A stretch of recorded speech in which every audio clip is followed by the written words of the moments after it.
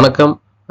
இந்த வீடியோவில் நம்ம எதை பற்றி பார்க்க போகிறோம் அப்படின்னா, கிராம ஊராட்சி செயலாளர் பற்றி தான் பார்க்க போகிறோம். கிராம ஊராட்சி செயலாளருக்கு வந்து கடந்த ஜனவரி மாதம் 27ஆம் தேதி வந்து ஆர்டர் வந்திருந்தது. மாண்புமிகு நீதிபதி புகழேந்தி அவர்கள் வந்து பிப்ரவரி 24க்குள்ளே அனைத்து செலெக்ஷன் ப்ராசஸ் முடிச்சு கேண்டிடேட்ஸ் அப்பாயின்ட் பண்ணணும்னு சொல்லிட்டு ஆர்டர் கொடுத்துருக்காரு. ஸோ அதனால் நிறைய நெகட்டிவ் கமெண்ட்ஸுமே நம்மளோட போகிற வீடியோஸ் நிறைய நெகட்டிவ் கமெண்ட்ஸ் வந்துட்டு இருக்கு. ஸோ ஒரு கேஸுமே பெண்டிங் இருக்குது. அது பிப்ரவரி 17 ஒத்தி வச்சிருக்காங்கன்னு சொல்லிட்டு எல்லாருக்கும் தெரியும், ஆல்ரெடி சொல்லியிருந்தேன். ஸோ நீங்கள் அந்த கேஸை இதோட கம்பேர் பண்ணி அவங்க கொடுக்குற கமெண்ட்ஸை வந்து நீங்கள் அதை பெருசாக எடுத்துக்காதீங்க. ஸோ அதை மண்டையில் போட்டு குழப்பிக்காதீங்க. இன்டர்வியூக்கு ப்ரிப்பேர் ஆகிட்டே இருங்க, படிச்சுட்டே இருங்க. ஸோ கண்டிப்பாக இன்டர்வியூ நடக்கும். ஸோ அதையும் இதையும் போட்டு மனசை குழப்பிட்டு இருக்காதீங்க. ஸோ அந்த ஆர்டர் அவர் ஃபைனலாக சொன்ன அந்த வார்த்தையை அதை பற்றியும், ஸோ நேர்காணலை பற்றி, அதை ஜிஓவில் சொல்லியிருக்கக்கூடிய நேர்காணலை பற்றி டீட்டெயில்டும், என்னோட சில இன்டர்வியூ டிப்ஸுமே இந்த வீடியோவில் நான் சொல்ல போகிறேன். ஸோ வாங்க டீட்டெயில்டாக பார்க்கலாம். ஸோ இதில் இருக்கிற டீட்டெயில் எல்லாமே வந்து நான் ஆல்ரெடி ஒரு வீடியோவில் நான் போட்டேன். ஸோ மொத்த காலி பணியிடங்கள் 1483, அது 1:5 அடிப்படையில் ஜியோ அடிப்படையில் தான் எடுக்கிறாங்க. ஸோ அதுக்கு மொத்தம் எத்தனை பேர் ஆக்சுவலாக ஷார்ட் லிஸ்ட் ஆனவங்க வந்து 6768 பேர். அதில் ஆண்கள் மட்டும் 2100 பேர், பெண்கள் மட்டும் 4668 பேர். இது ஆல்ரெடி ஒரு 3 பாகமாக நான் போட்டிருக்கேன். பார்க்காதவங்க என்னோட சேனல்ஸ் அந்த வீடியோ எடுத்து பாருங்கள். அது டிஸ்ட்ரிக்ட் வைஸ் பிரித்து போட்டிருக்கேன். ஏன்னா இன்டர்வியூக்கு நீங்கள் அட்டன் பண்ண போறீங்கன்னா, பெண்கள் வந்து ஆண்கள் நமக்கு எவ்வளோ காம்படிஷனாக வர போகிறாங்க, ஆண்களுக்கு வந்து பெண்கள் எவ்வளோ காம்படிஷனாக வர போகிறாங்கன்னு உங்களுக்கு தெரிஞ்சிருக்கணும். ஸோ அது வந்து 3 பாகமாக 3 வீடியோவாக போட்டிருக்கேன். டிஸ்ட்ரிக்ட் வைஸ் 10 டிஸ்ட்ரிக்டாக பிரித்து போட்டிருக்கேன், 37 டிஸ்ட்ரிக்ட். ஸோ போய் அதை பார்க்காதவங்க பார்த்து உங்கள் டிஸ்ட்ரிக்டில் எத்தனை ஆண்கள் பெண்கள்ங்கிறத பார்த்துக்குங்க. இதில் நீங்கள் பார்க்குறது வந்து ஓவரால் மொத்தம் 1483 போஸ்ட்டுக்கு வந்து 7415 பேர் வந்து ஷார்ட் லிஸ்ட் ஆயிருக்கணும் 1:5 அடிப்படையில். ஆனால் மொத்தமே 6768 பேர் தான். இந்த 6768 பேருக்கு தான் வந்து இன்டர்வியூ வந்து நடக்க போகுது. ஸோ இதை பற்றி ஃபுல் டீட்டெயில் வேணும்னா நான் ஒரு 3 வீடியோ போட்டிருக்கேன். நீங்கள் மொத்தமே ஒரு 20-22 வீடியோ தான் என்னோட சேனலில் இருக்கும். ஸோ அதில் ஒரு 3 வீடியோ இருக்குது. பாகம் 1, பாகம் 2, பாகம் 3 போட்டிருப்பேன். ஸோ அதில் நீங்கள் டீட்டெயில்டாக பார்த்துக்குங்க. இப்போ இதில் நீங்கள் பார்க்கக்கூடிய அந்த வேர்ட்ஸ் வந்து பார்த்தீங்கன்னா, மாண்புமிகு நீதிபதி புகழேந்தி அவர்கள் கொடுத்த ஜட்மெண்ட்டோட கடைசி வார்த்தைகள். அவர் தெளிவாக படித்து பார்த்துருப்பீங்க, ஆல்ரெடி அந்த வீடியோஸும் பார்த்துருப்பீங்க, நான் போட்ட முன்னாடி வீடியோஸை. ஸோ அதிலே தெளிவாக தெரியும் உங்களுக்கு. அவர் ரெஸ்பாண்டன்ஸ் நோக்கி அந்த ஜட்மெண்ட் காப்பியில் ரெஸ்பாண்டன்ஸ்னால் டிஸ்ட்ரிக்ட் கலெக்டர் ஆஃப் தேனி, அப்புறம் ரூரல் டெவலப்மெண்ட்டோட கமிஷனர்ஸ் எல்லாம் ரெஸ்பாண்டன்ஸாக சேர்த்துருந்தாங்கல்ல, அவங்கள நோக்கி என்ன சொல்லியிருக்காருன்னா, 24 பிப்ரவரி 2026 அன்னைக்கோ இல்லை அதுக்கு முன்னாடியோ பஞ்சாயத்து செக்ரட்டரி போஸ்ட்டுக்கான செலெக்ஷன் ப்ராசஸ் எல்லாம் முடிச்சு மற்றும் அப்பாயிண்ட் கேண்டிடேட் ஸ்ட்ரிக்ட்லி, அதாவது வந்து கேண்டிடேட்ஸை வந்து அப்பாயிண்ட் பண்ணிடணும். மெரிட் அண்டு ப்ரிவைலிங் கைட்லைன்ஸ்னால் ஏற்கனவே கூறப்பட்ட, அதாவது ஜிஓவில் கூறப்பட்ட வழிகாட்டுதல் அடிப்படையில் மெரிட் பேசிஸில் கண்டிப்பாக வந்து கேண்டிடேட்ஸை வந்து அப்பாயிண்ட் பண்ணிடணும் அப்படின்னு தெளிவாக சொல்லியிருக்கிறார். 24/2/2026 அன்னைக்கோ இல்லை அன்னைக்கு முன்னாடியோ அது செலெக்ஷன் ப்ராசஸ் முடிச்சு கேண்டிடேட்ஸ் அப்பாயிண்ட் பண்ணிடணும் தெளிவாக சொல்லியிருக்கிறாரு. இதான் அவர் சொன்ன கடைசி வார்த்தைகள். இது வந்து ஜட்மெண்ட்டு. இது உயர்நீதிமன்ற மாண்புமிகு நீதிபதி புகழேந்தி அவர்கள் கூறினது. சரிங்களா? ஆல்ரெடி எல்லாருமே அதை தெளிவாக படித்து பார்த்துருப்பீங்க. ஸோ இதுக்கு முன்னாடி வீடியோஸ்லையும் சரி, சில வீடியோஸ் நான் போகிற வீடியோஸுக்கும் சரி, எல்லாருமே நெகட்டிவ் கமெண்ட்ஸ் நிறைய கொடுத்துட்டே இருக்காங்க. ஒரு கேஸ் ஒன்று நடந்துகிட்டே இருக்குது. அது வந்து 17ஆம் தேதி ஒத்தி வச்சுருக்காங்க. அந்த கேஸ் முடிகிற வரைக்கும் கவர்மெண்ட் வந்து சைலண்டாக தான் இருக்கும், அப்படி இப்படி நிறையா பேசிகிட்டே இருக்காங்க. நீங்கள் அதை பற்றி எதையுமே ஒரி பண்ணிக்காதீங்க, பெருசாகவே எடுத்துக்காதீங்க. நான் அந்த கமெண்ட்ஸை பற்றியுமே ஒரு வீடியோ போடணுன்னு இருக்கேன். இப்போ இந்த வீடியோடு சேர்ந்து போட்டால் அது ரொம்ப லெங்க்த்தாக போகும்.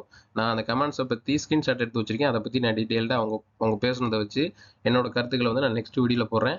ஸோ இந்த ஜட்மெண்ட் இருக்கிற வரைக்கும் நம்ம உறுதியாக நம்பலாம். அந்த ஜட்மெண்ட் இல்லாமல் வேறு சில ப்ராசஸ் நடந்துட்டு அவங்க இப்படி பேசிகிட்டு இருந்தால் கூட நமக்கு குழப்பமாகலாம். நீங்கள் குழப்பமடையவே வேண்டாம். நான் நீதிமன்றத்தை தீர்ப்பை மீறினா என்ன நடக்கும் அப்படிங்கிறதையும் சொல்லியாச்சு. ஸோ வேறு எதை பற்றி யோசிக்காதீங்க. இன்டர்வியூக்கு ப்ரிப்பேர் ஆகிட்டே இருங்க. ஸோ எனக்கு தெரிஞ்ச சில டிப்ஸையும் ஜிஓவில் இன்டர்வியூ பற்றி என்ன சொல்லியிருக்காங்கன்னு நான் இப்போ டீட்டெயில்டாக உங்களுக்கு சொல்லிடுறேன்.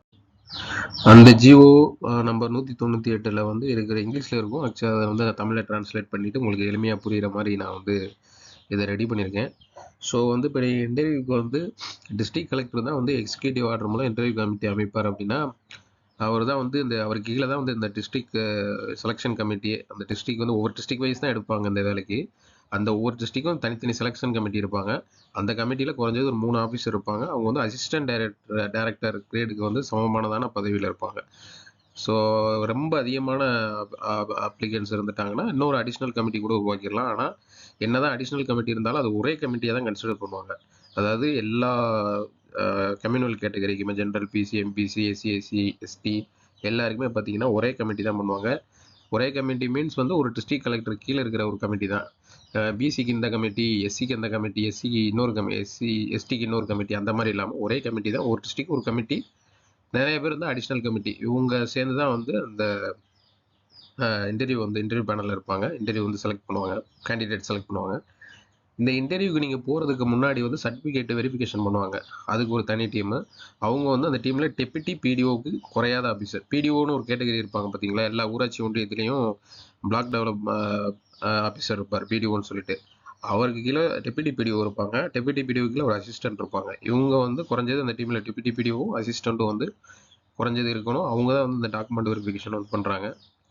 உங்களோட ஒரிஜினல் சர்டிஃபிகேட்ஸை நீங்கள் எடுத்துகிட்டு போயிடணும். முக்கியமாக வந்து நீங்கள் அப்ளை பண்ணும்போது வந்து 10th மார்க் ஷீட் அப்ளை பண்ணியிருப்பீங்க, உங்களோட கம்யூனிட்டி சர்டிஃபிகேட் அப்ளை பண்ணியிருப்பீங்க. கம்யூனிட்டி பழசும் அப்ளை பண்ணியிருக்கலாம், இல்லை புதுசும் அப்ளை பண்ணியிருக்கலாம். பழசு வந்து பார்த்தீங்கன்னா கையில் எழுதியிருப்பாங்க, ஒரு அட்டை மாதிரி இருக்கும், அதில் கையில் எழுதியிருப்பாங்க, பேனால் எழுதியிருப்பாங்க, சீல் வச்சு தாசில்தார் வந்து கையெழுத்து போட்டுப்பார். புதுசில் வந்து பார்த்தீங்கன்னா ஆன்லைனில் அப்ளை பண்ணியிருப்பீங்க.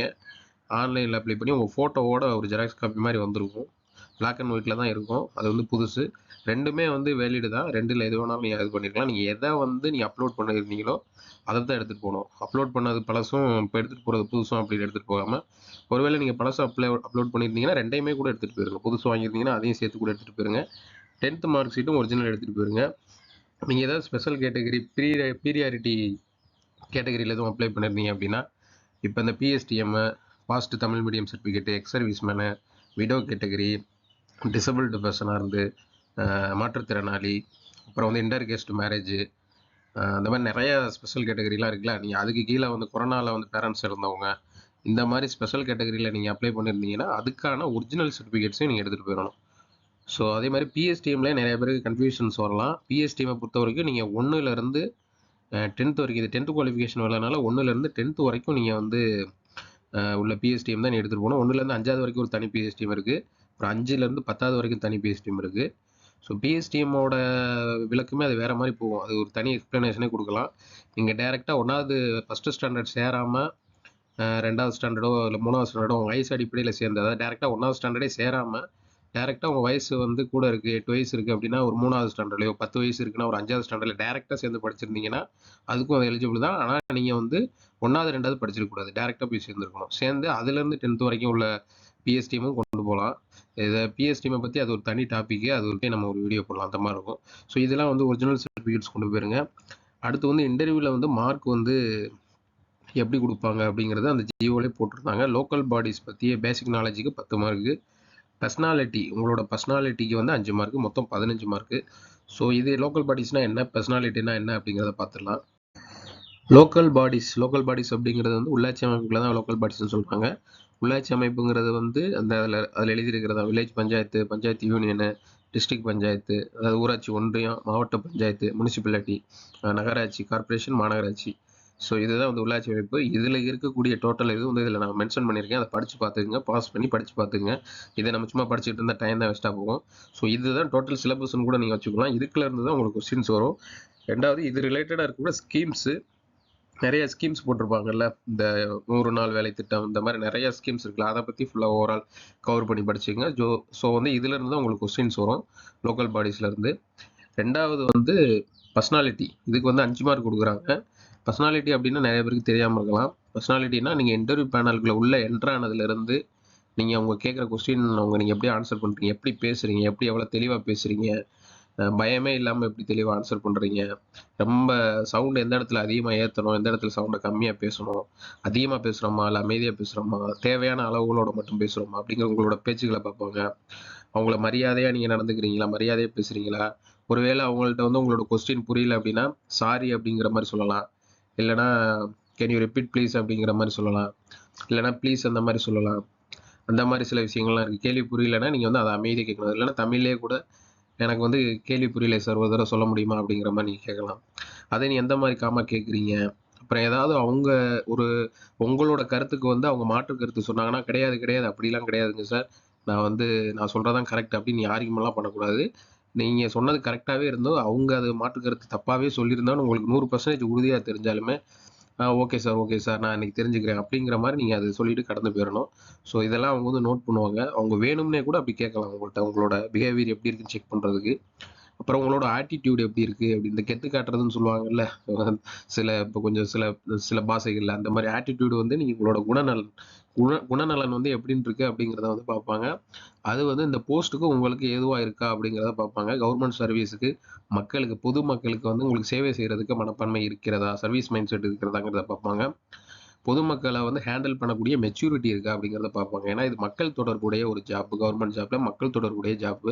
நிறைய பேர் வந்து அவங்களோட குறைகளை வந்து உங்கள்கிட்ட சொல்லுவாங்க, கஷ்டங்களை வந்து சொல்லுவாங்க. சில டைம் கோபம் கூட படுவாங்க, கோபமாக கூட பேசுவாங்க. ஸோ இதெல்லாம் நீங்கள் எப்படி காமாக வந்து நீங்கள் வந்து அதை ஹேண்டில் பண்ணுறீங்க அப்படிங்கிறதுல உங்களோட ஆட்டிடியூட் என்ன அப்படிங்கிறத பார்ப்பாங்க. அப்புறம் கடைசியாக பாடி லாங்குவேஜ், இதுதான் ரொம்ப மெயின். நீங்கள் உள்ளே என்ட்ராகும் போது எப்படி போகிறீங்க, எக்ஸ்கியூஸ் மீ கேட்டு போகிறீங்க, மே கம் இந்த மாதிரி கேட்டு போகிறதில் ஆரம்பித்து அங்கே வந்து இருக்கிற ஒரு 5 பேர் உட்காந்துருந்தாங்கன்னா 5 பேரையும் பார்த்து குட் மார்னிங்கோ, குட் ஆஃப்டர்நூனோ, குட் ஈவினிங்கோ சொல்லிட்டு நெக்ஸ்ட்டு வந்து நீங்கள் எப்படி வந்து அந்த பெஞ்சில் உட்காடுறீங்க, உங்கள் கை எங்கே இருக்குது, உங்கள் கால் எங்கே இருக்குது, உங்களோட கண் ஐ கான்டாக்ட் வந்து இப்போ 5 பேர் உட்காந்துருக்கீங்கன்னா நீங்கள் 5 பேரையும் பார்க்குறீங்களா, இல்லை ஒரு ஆளை மட்டும் பார்க்குறீங்களா, அவங்க கேட்குற கொஸ்டின்ஸ்க்கு ஆன்சர் பண்ணும்போது எல்லாரையும் பார்த்து ஆன்சர் பண்ணுறீங்களா, உங்களோட முக பாவனைகள், ஃபேஷியல் எக்ஸ்பிரஷன்ஸ்லாம் எப்படி இருக்குது, இதெல்லாம் வந்து நோட் பண்ணுவாங்க. இதுதான் வந்து ரொம்ப ரொம்ப முக்கியமானது இதில். ஸோ வீடியோ பார்த்ததுக்கு மிக்க நன்றி. நம்ம சேனலை தொடர்ந்து வாட்ச் பண்ணிட்டு இருக்கிறவங்க, சப்ஸ்கிரைப் பண்ணாதவங்க சப்ஸ்கிரைப் பண்ணிக்கங்க. அப்புறம் இன்னொரு விஷயம் சொல்ல மறந்துட்டேன். இன்டர்வியூக்கு போகிறவங்க வந்து ஒரிஜினல் டாக்குமெண்ட்ஸோடு சேர்த்து அது ஒரு 3 set xerox copy self attested பண்ணி கொண்டு போயிருங்க. ஸோ அதை சொல்ல மறந்துட்டேன். அதுவும் கொஞ்சம் முக்கியம், கண்டிப்பாக தேவைப்படும். So thank you. Please subscribe our channel. Thanks for வாட்சிங். Thank you for your support.